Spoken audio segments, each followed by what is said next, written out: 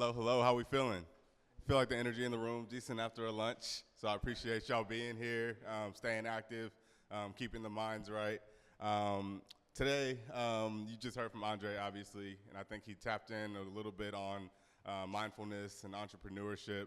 I myself am an entrepreneur as well. I refer to it as something a little bit different, entrepreneurship. So what I'm going to start off this conversation with, and I call it a conversation because I know we only have about 10 to 15 minutes, and then we'll open up for questions, is what that journey has looked like to date, and then how you establish a point of difference based on your own personal experiences. So for myself, I'm originally from Houston, Texas, moved to Chicago to start a journey in athletics at Northwestern University, and also studied marketing and communications. That was my number one, my only identity at the time, was me focusing on those two passions of mine, right? Throughout my career, my outlet for self was art. I would dive into the practice of art to start exploring different depths of myself, to take a break from the day-to-day practices of and the physicality that required to play football at a high level. Until one day, that football career, that football journey ended, very suddenly, through injury. What that did for me, one, it opened up doors that I never saw coming. So that is when my art journey as a professional began. I tell this story because I leveraged my past experiences in athletics. I leveraged my past experiences in work. I spent 5 years working at the Kraft Heinz company. It's probably one of the worst 5 years of my life. I was in a corporate setting with a really big creative mind. I wasn't allowed to explore my craft, wasn't allowed to explore creativity or have any sense of communication power, decision-making power, right? But what I did learn during that 5 years that I described as the worst years of my life was business structure. I learned about comms at a very high level. I learned about positioning. I learned about segmentation and marketing. I say all those things to say is those past experiences is what serves as the foundation of my business today. Now, 6 years into my journey as a full-time artist, I communicate to people all the time is that my point of differentiation in art is those past experiences in athletics and marketing. So what I encourage all of you to do and to think about is yourselves. Really trust yourself, dive into your personal superpowers, what you know about yourself to be truly different and unique, and leverage that as your point of differentiation in your businesses and your practice with work and as an entrepreneur if that's the journey you're on. So what is point of differentiation exactly? Point of differentiation is really thinking about characteristics that help you stand out. If you think about ourselves on a regular basis, we're often seeking validation. We're often thinking about ways to be heard. We want our voices to be heard. We want to stand out in a crowd and a clutter of our day-to-day, right? Business is no different. Our number one goal in order to get business and to get clientele is to stand out. And so when I think about standing out, how do you do that? And what does point of differentiation really look like in real time? I tell this story. I want you to all kind of just like visualize this with me. If you were an art school, all right, we're all operating an art school, right?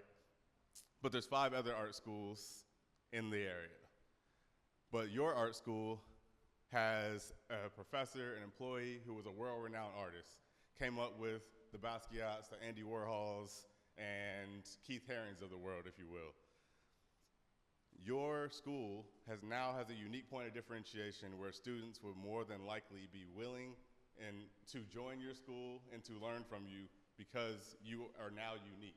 You have a unique positioning, and there's a huge opportunity for them to learn from you. And that's your point of differentiation from those other schools, right?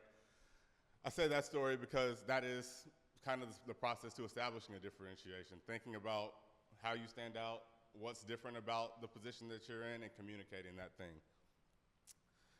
I think about my business a lot, and like what I want to communicate to you. I figured I would talk about what are my points of differentiation. So I think I have 2, and this is like one thing that I talk to a lot of my artist friends and peers about a lot is One of them being business structure. As artists, as creators, a lot of times we don't like to think about business structure. We like to think about our next creative idea, the vision. We've had a lot of people in the room today talk about being visionaries. Artists are truly that.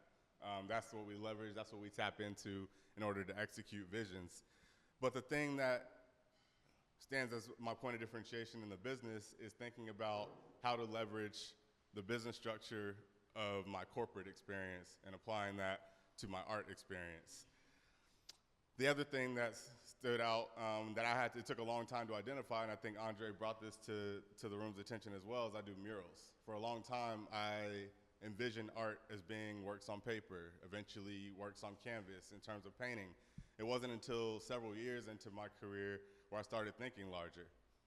I started painting murals, and I realized that was a unique space because, one, some people are fearful of murals. I learned I'm not afraid of heights, so that was one unique point of differentiation.